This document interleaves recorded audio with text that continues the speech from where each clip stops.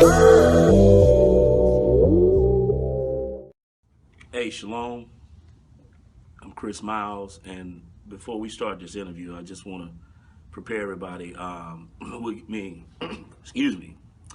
I'm preparing for the Chris Miles show, which I got some footage that we're working on now.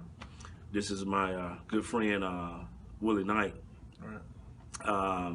So yeah, we got the Chris Miles show coming.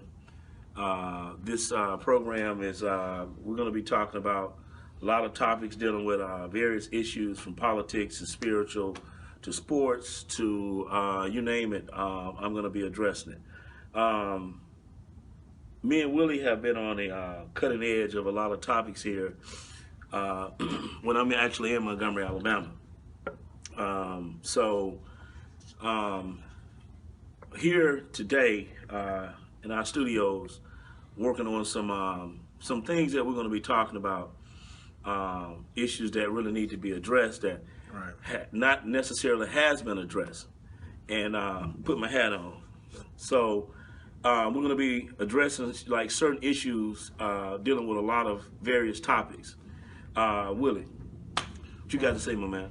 First of all, it has come to our attention that we don't have any real stand-up black guys here in America anymore. Right. Everybody wants to be incorporated into a system that doesn't benefit everyone.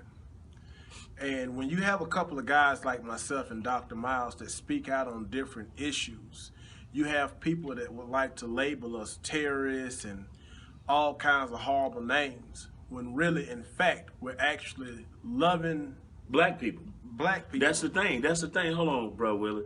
The whole thing is that why is it in America when somebody like myself, a brother Knight here, Dr. Knight, come out and talk about certain issues, we're labeled as terrorists. Terrorists, or we're labeled as they got to put a name on us. Right. You know what I'm saying? I mean, why is it that my love for my race, my people, has to be incorporated into something being me being a criminal or somebody that's hating white people? I don't hate anybody. But the point is, there are topics here that go on that the system that the white man set up, he needs to be reminded of. Right. And first of all, let's just cut straight through the chase. We're not your typical hip-hop gurus. We do not support hip-hop music. What you look at as hip-hop music today. We don't believe in degrading our women. We don't believe in degrading ourselves. We don't believe in the sagging pantses. We're actually a couple of educated black men that just want what's right for our people. And the fact of the matter is, we're subjected to a system that is set up to keep us permanently oppressed. And anytime you try to buck the system, you become a problem. Right.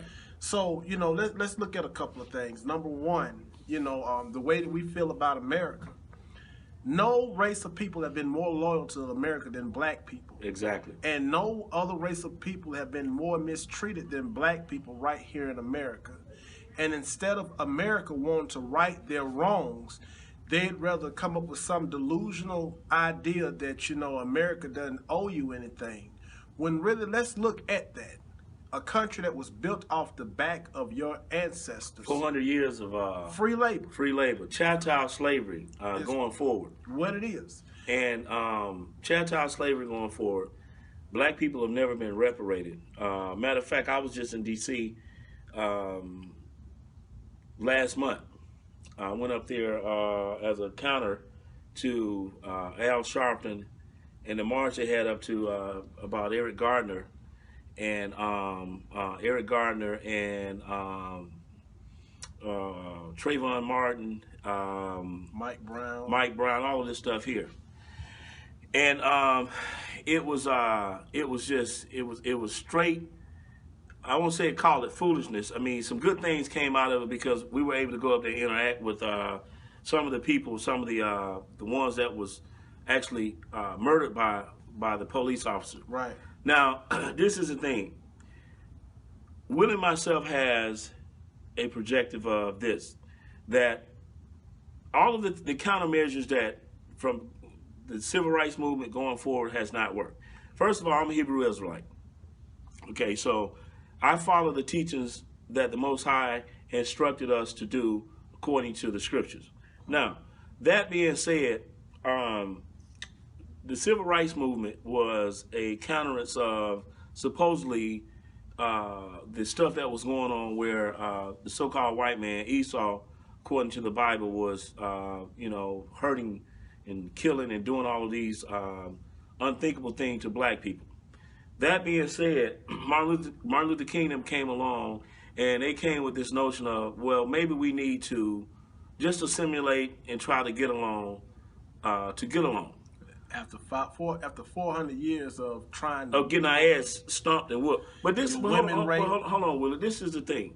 What I want to say is this: it's a proven fact that assimilation has not worked at all. It hasn't worked. Okay, so with assimilation not working, I mean, and we got certain political pundits out there that has this notion that we need to keep marching and all this stuff.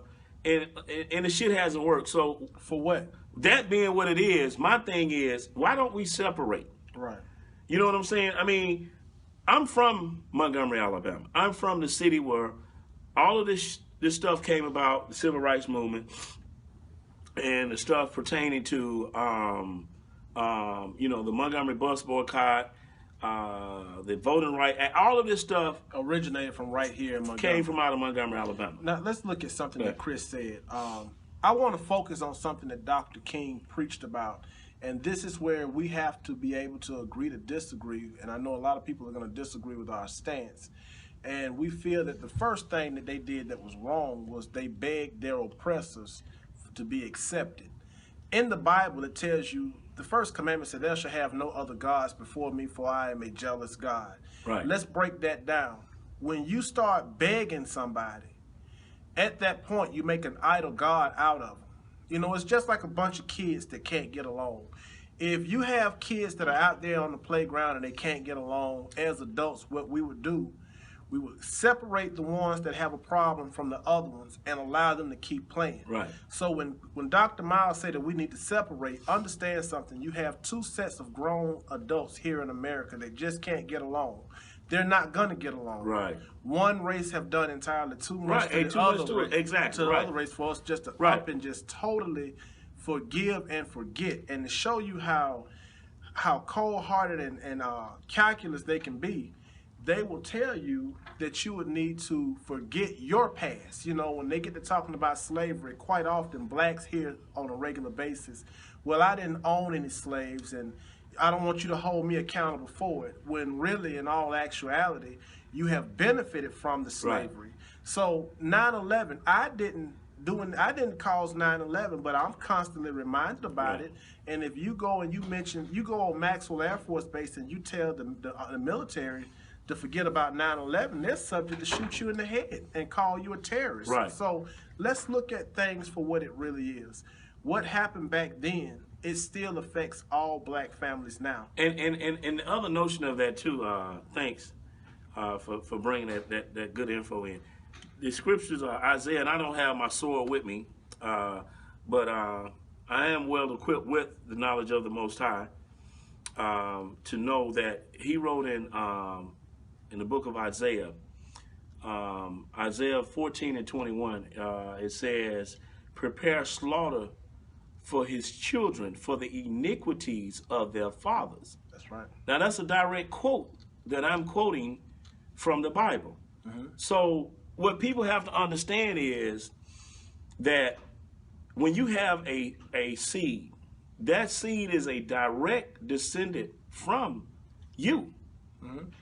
And people don't even know that reincarnation is in the Bible. Right. Every fourth generation comes back into the earth. Right. So in actuality, they are responsible for it because we've all been here before. That's something that's not